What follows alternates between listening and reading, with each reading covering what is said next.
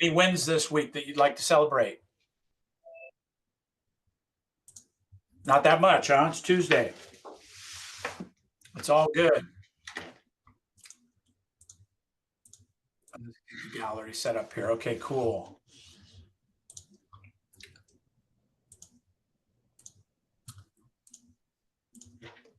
All right. Good morning, good afternoon, good evening, depending on where you are. Hawaii, it's still morning.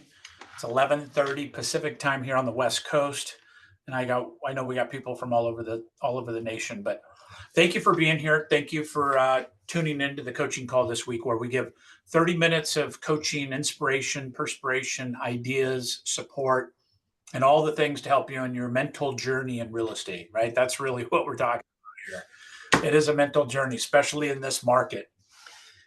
What's the general thing you're hearing in the real estate market now? Take yourself off mute and let me know what you're hearing in your real estate market.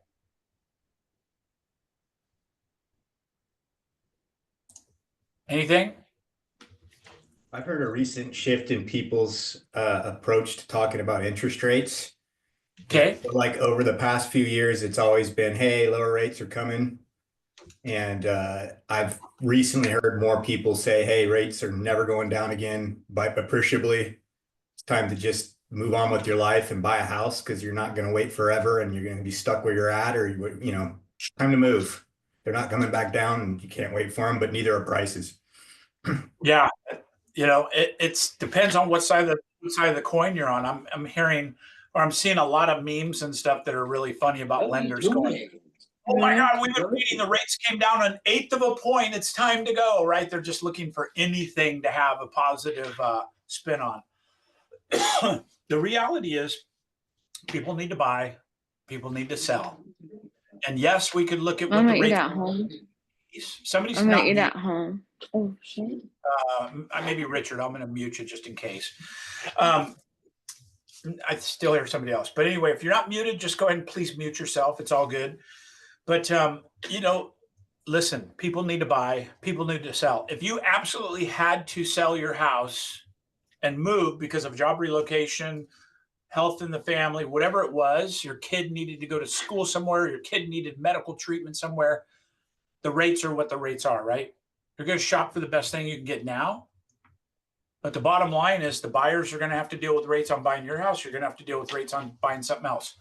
What's coming into play is the fact that we have 2.5%, 3%, 3.5%, 4%, 4.5% interest rates on homes. And then it becomes an equation of, is it more valuable to keep that house than to sell it? Right? We're in that exact situation. All my equity's tied up into an Oregon home. I'd love to sell it. We want to snowbird and move to Arizona. We're going to do that. And so I'm blessed. We're in the sub 2 community. We're looking at subject to and seller carries, and looking at loans that others have gotten a couple years ago we're looking at a couple in the 3s right now for seller carries, or taking over those existing loans. You could do VA assumable, a lot of options there. So even me personally, I'm looking at tough to sell my house with a 2.25 fixed 30-year rate, right? I'd like to, but I'm moving into something else where the rate's going to be 7%, right?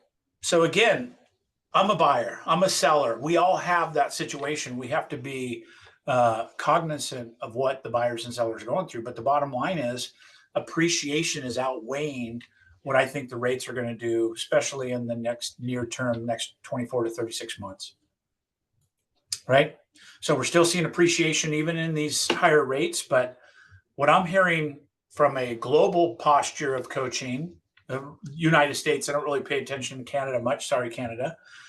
But Canada is completely different. The way they do lending, the way they do the loan process, the way they close escrow, it's a little different process. I've coached a couple clients in Canada, and it's quite different. But here in the U.S., from coast to coast, Florida to Oregon, Washington, to everything in the middle, things have picked up since the first of the year overall.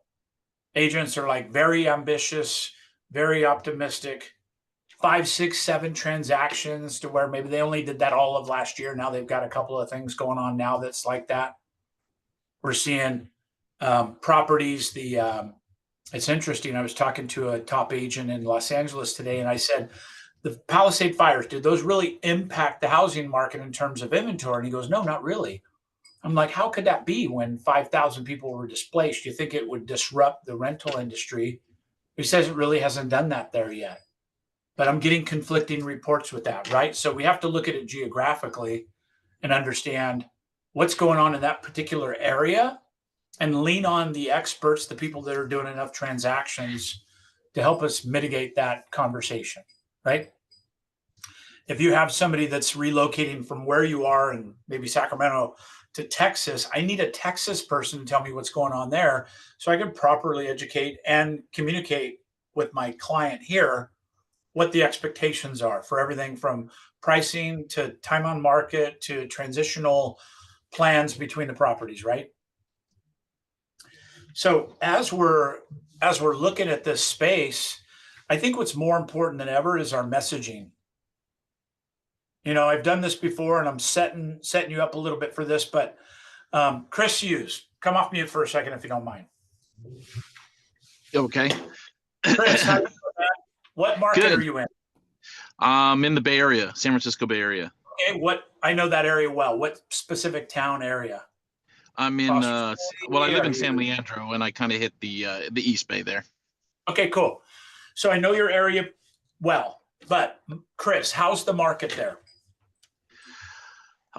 Good question. I would say it's kind of flat. I mean, nothing too tremendous going on. You know, it's not like a huge increase. I think rates are basically, like you're saying, kind of steady, and you know, we have the issue that you're talking about with the you know, people with the lower rate houses and all that, you know, that are kind of set there. Not a lot of new construction, new developments right now, so you know, inventory is kind of stable. So pause. Okay. Right, Chris, how would you rate your response to me of what we just did? Weak. Okay. I don't know. And I'm asking your opinion, right? I'm not asking Sure, others' sure. opinion. I'm asking you.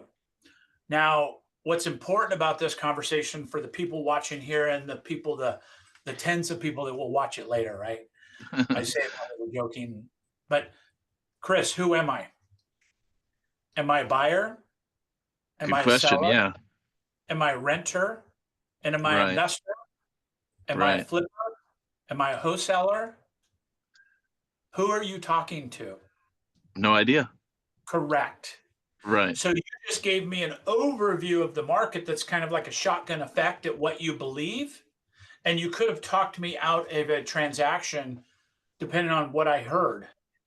Sure. Right. So what's really important is to find out, and we talked through the scripting, but if you're at Safeway, if you're talking to a friend at the golf course and somebody goes, how's the real estate market? Say, that's a great question, Chris. Let me ask you, are you a buyer, seller, renter, or investor? Which one of those are you? So then I could talk to you, right? Sure. The conversation between a buyer and a seller is really a different conversation, as it is with an investor, as it is with a flipper or a sub two person or whatever it may be. Right? Really, Makes sense. really key. And so when I talk about language of sales, this is what I'm talking about, right? How can we best have the language to put us into a sales posture to gain relationship respect through know, like, and trust? What you said is not wrong, Chris. It's just broad. Right? So I want everybody to get in this mindset of how you can have language around the real estate conversation. Richard, Richard took a phone call. Mark Charles, question. Yes. Hey, Mark, how are the rates right now, man? The rates are fluctuating. We've had some recent decline in the rates here recently, which is positive news for us. It makes it optimistic for people that are looking to buy and sell property. So, you know, I would have to say that it's been a quarter of a point, not very much, but given the industry and the market and what's been happening with over the last 12 months, I'd say it's definitely a sign that things are moving in the right direction. I love it. So I'm going to look up on my real estate app what the rates are today. The rates are at today, Mortgage News Daily, They're at 6.64, so actually down from about 7 here a couple weeks ago. But number one, again, I think there's value in identifying buyer or seller, different conversations with rates, right? Yep. And if they're a seller, are you going to be buying a replacement property? They bring into the buyer conversation. But overall, I want you to be excited and I want you to be optimistic about the housing market. Okay, because if we just laser focus on rates, we can put them into a locked up status to where they're not really able to make a decision. Indecision is very much part of this market, right? So if you ask me, go ahead and ask me, like, what are rates doing? And I'll give you an example. Hey, tell me, what do you think the rates are going to do with over the next 6 months? Ocean is Bo. Yeah, no, I appreciate it, Russ. I'm going to mute you. Are we talking? That's interesting. First of all, Mark, thank you for the question. Are you a buyer or a seller? I'm looking to sell. Okay, looking to sell. Awesome. And you said 6 months, nobody has a crystal ball, but it looks like all the economic reports are favorable to rates coming down, right? Rates have been fairly stable since the election. Usually we see a lot of volatility in the election cycle naturally, but we've seen some pretty much stability. The rates did get lowered by the feds, but they didn't really impact the market rate, right? So without going into great detail, I think you're seeing a lot of stability. So as a seller, I think the buyers have determined that this rate is a stable rate. So 6.5 or 7 is really in their wheelhouse of what they believe is an accurate rate for the time being. I do believe crystal ball wise, don't quote me on it, but I do believe crystal ball wise, there'll be an opportunity for refinancing down the road. I do believe that we can see some lower rates as we start seeing some of these economic things happening that the current administration is talking about with oil production and all the things that are going to contribute to this. I do think that we'll have a strong economy as we progress. There's a lot of wild cards out there right now, right? But for you as a seller, Mark, I would say now is the absolute best time because there's stability in the rates. The buyers have they've come accustomed to the rates being where they are at about 6.65 today, right? We can get possibly into the low 6s, high 5s with some VA and FHA and different loans. But right now we're running right around in that 6.5%. Historically, obviously, they're very good. Historically, over the last 25 years, they've averaged at like 6.2%. So on that kind of historic average, of course, 4 years ago, 5 years ago, the rates were below 3. Thanks, Ray. You just answered my next question for me. So I was going to ask you, do you think it's a good time for me to enter the market based on what you're seeing with buyers? So, Mark, thank you for asking. To answer your question, yes, it's a good time to enter the market, but there's specifics that matter to you that I'd like to talk to you about. And part of my listing consultation with you will be looking at all those parameters for you specifically. But from a market global perspective, yes, now is the best time for you to sell because we have stable rates. We have inventory that's increasing a little bit. We have appreciation that's increasing a little bit as well, right? So those are all good indicators for the buyers that are in the market. It's not been that way in the last couple of years. It's been kind of a rough market on buyers, right? So we're getting more stable. It's still a seller's market strictly due to inventory, but this is how I would have a seller conversation. Thank you. Right. And then so buyers, same thing, kind of reversed a little bit, right? We don't see rates coming down aggressively. So I think waiting is a mistake for a buyer right now. We're seeing appreciation, 2 to 4.5% appreciation. I think that's going to far outweigh what you're going to pay in mortgage rate for the next 12, 24, even 36 months before you may refinance or have the opportunities to refinance. The appreciation of 4% a year is going to be, $600,000 house. That's a $60,000 equity move in the next couple of years that far outweighs the risk of the rates coming down 1 or 2% potentially and putting you in a place to where you made a mistake financially. Okay. So let's talk about forward prospecting. This is something I always drive home. Always on my coaching calls, I talk about prospecting, right? I joke about it and practice. What do you mean practice? You've seen all the fun things with the football memes and stuff. But the reality is the practice that happens on the field for you making your prospecting calls are going to be what determines your comfortableness and your skill set of making proactive, outgoing calls to your prospects, to your database, right? So I have a lot of agents that I talk to that go, well, I don't really like to prey on my database. That's why I'm doing this passive social or passive prospecting, all this stuff. I think it's a disservice. I'm just telling you from a coach's perspective. I think it's a disservice for you to think of that mentally like that. Because if we're not taking care of our clients, somebody else will. And I'm going to challenge you that those somebodies are less skilled, less caring, less invested than you are in your database.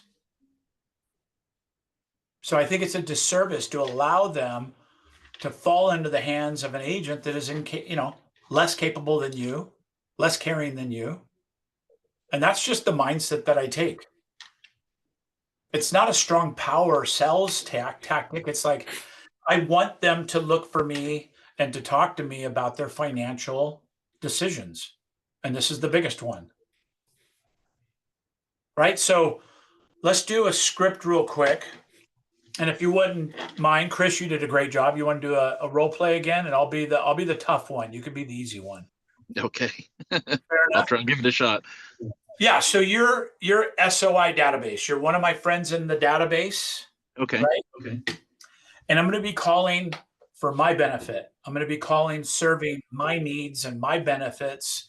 And you're going to notice the difference in the sales language and posture. Okay. Okay. So ring, ring. Hey, Chris. Hi. How's it going?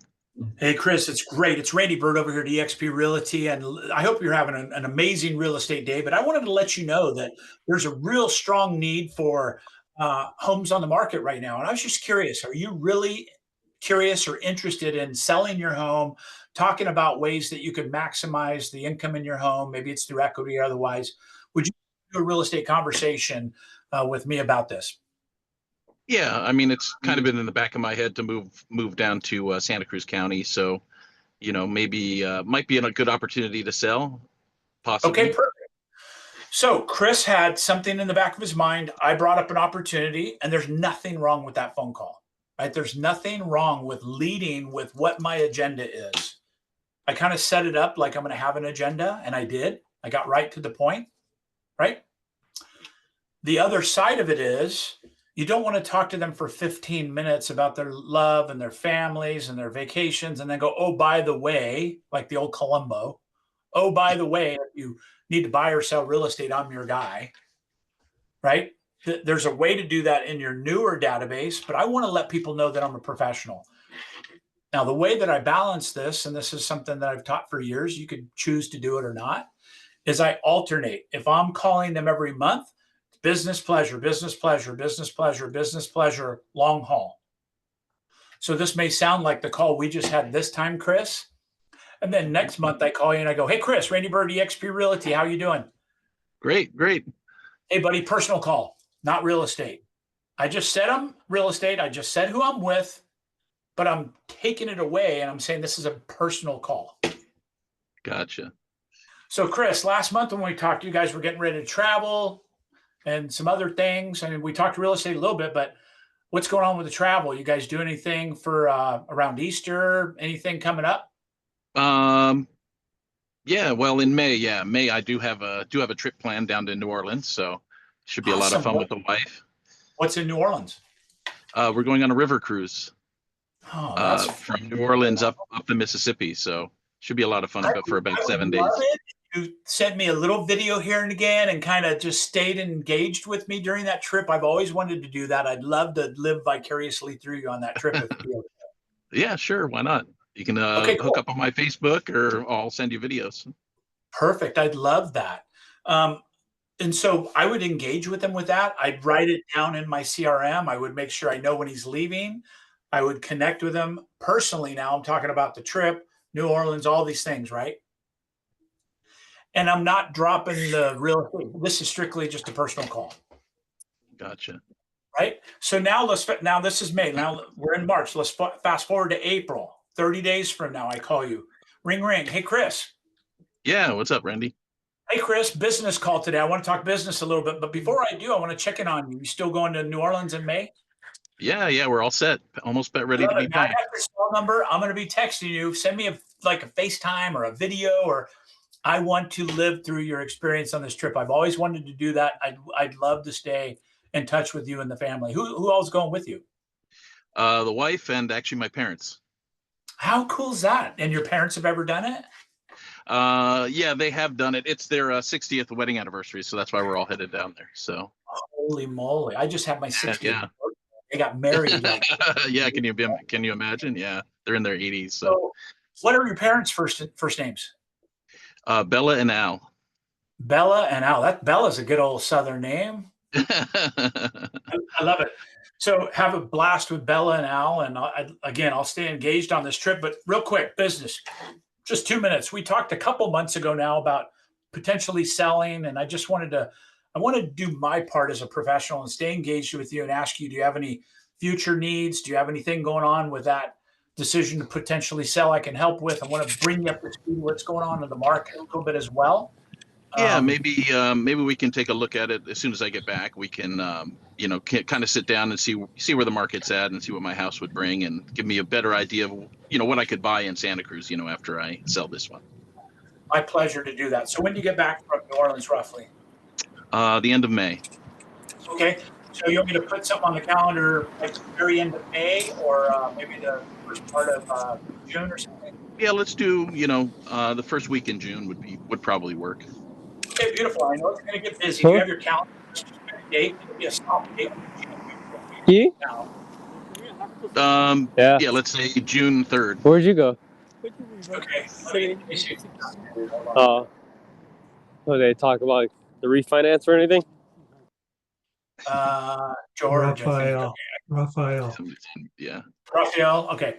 So he's working. I don't blame him for working. Yeah.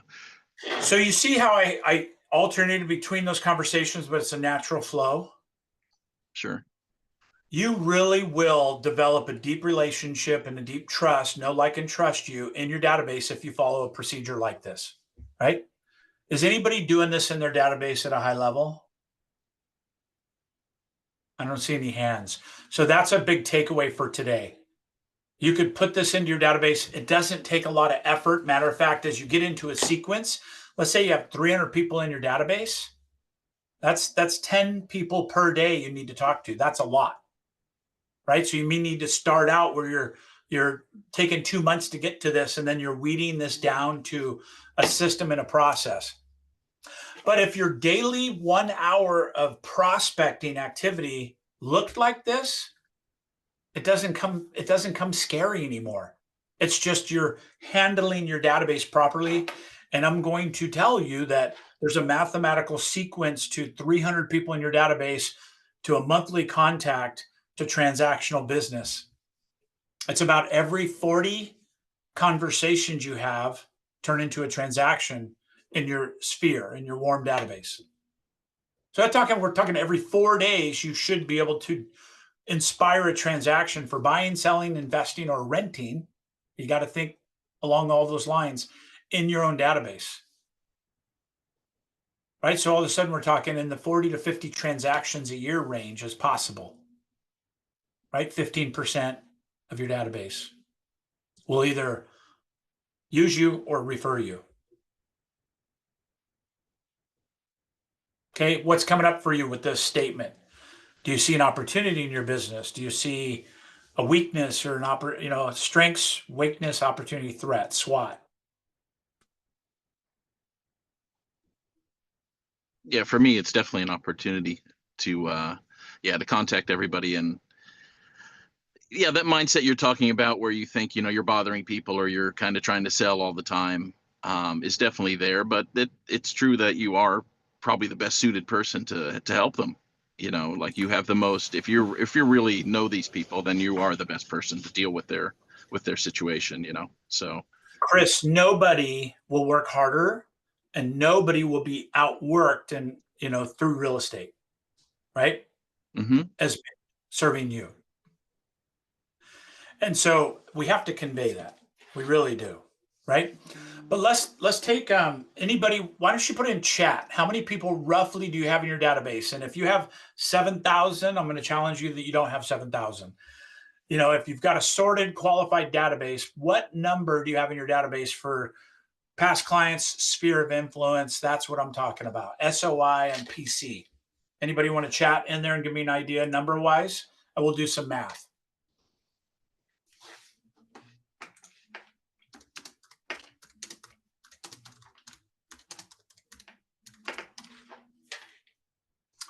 Okay, 150, perfect. 150 is a good number.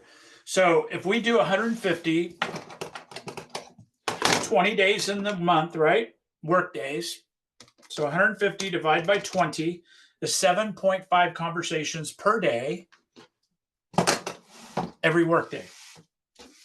7.5 conversations per day. You could easily do that in a power hour every day, right? 300, that's 15. 300 plus, that's 15. Right? So write that down. If you have 150, Patrick, you should be looking at 8 contacts per day in your database. By the way, ring, ring. Hi, this is Chris's voicemail. Chris, Randy Byrd, how are you doing? Hey, it's a business call today. I was just checking in on you on your real estate needs. I'm really curious if you're looking to buy, sell, invest, or rent in real estate. I'm your guy. We've been connected. I know you trust me in business, but I want to stay on top of that. And I'm an expert in the market, and I have an associated network of about 1,100 agents nationwide. I don't care if you're going to Texas or Florida, I can help you. All right. Sorry I missed you, but get back to me. I'd love to chat with you for 2 or 3 minutes and see what I could do to help you. All right. That's a contact. I think that, and then I'd follow that up with a text. Hey, just left you a message, Chris. Real quick, just checking in on you. Real estate needs, anything I can do to help you. And then the following month, again, if you get voicemail, same thing. Hey, Chris, Randy Byrd, this is not about business. I'm Randy Byrd, eXp Realty. It's not about real estate, right? I'm checking on you personally. How are you and Cindy doing? How's Bella and Dad doing? I know you guys are going on that trip soon, right?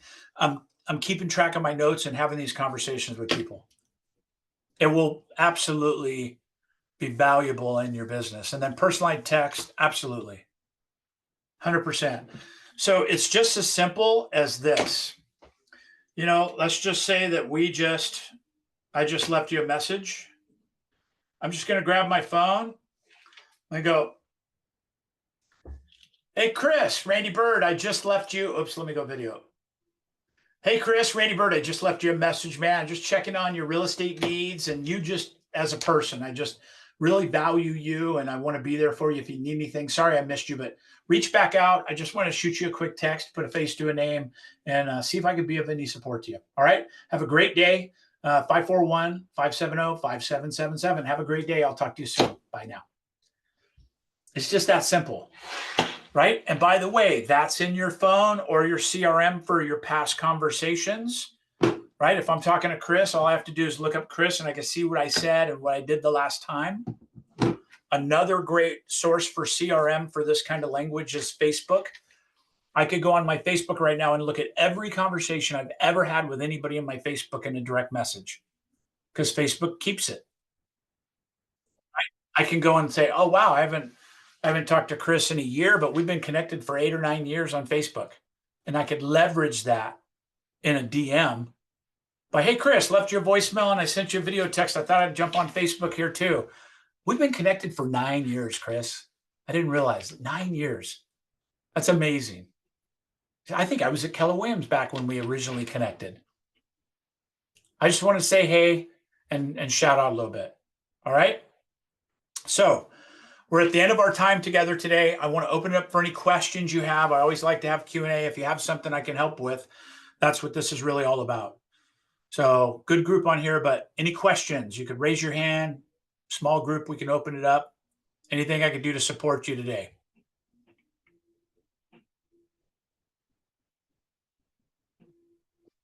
Okay, hearing none, here's my suggestion for you. Number one, go back and make sure you sort and qualify your database. Number one, sort and qualify your database so you get a really clean look at how many SOI and PC, past clients, sphere of influence, right? If you have a buyer you're showing now, even though you haven't closed, that's still a contact. Find out what that number is, do the math and work backwards and figure out what your daily goal is. Number two, set away 1 to 3 hours a day. This is always an argument. When I get people that are doing 5 transactions a year, they cannot find an hour a day to prospect. And when I coach people like I have in Utah and Canada that do 1,000 transactions a year, they prospect 3 hours a day. So it's completely backwards of what you would think. You'd think somebody doing 1,000 transactions a year does not need to prospect. It's the other way around. Success leaves clues. All right. So number two is schedule that 1 to 2 hours, 3 hours a day, depending on what your business looks like, of staying engaged with your contacts, following up with leads, that lead generation time. But you should be able to get through 7 to 15 contacts in your database in an hour pretty easily. You're not having 30-minute conversations. Likely some will. It's okay. Listen to them. That's very valuable. All right. And then number three is a little additional bonus as we wrap up. Try to add 2 to 3 contacts a day to your database on purpose. If you just did 1 contact a day times 5, that's 20 a month. That's 250 new contacts in your database every year. And you could do that through organizations and groups, Seroptimus, Rotary, local football games, cheerleading, dance, whatever. Right? You do these 3 things in your database and operationalize your business around it. You'll double your business if you're not doing it now. Doesn't matter if you're doing 12 or 200 deals. It will double the business. Okay. I appreciate you. Thank you, Mindy. Thank you, others. I appreciate you. Have a great day. It's Coach Randy Byrd. No call next week. I'm in Cabo. San Lucas with 1,100 agents, screaming fans. We have Tom Ferry. We have Ed Milet. We have Gary Brecka. We have Pace Morby, Sub 2. I'm just over the moon, excited. So hopefully I'll see some of you there. And if not, I'll be back in 2 weeks for the call. All right. Thank you, guys. Have a great day. Appreciate you. All right, Thanks. bye for now. Thanks, Randy. Have a great trip. See you guys.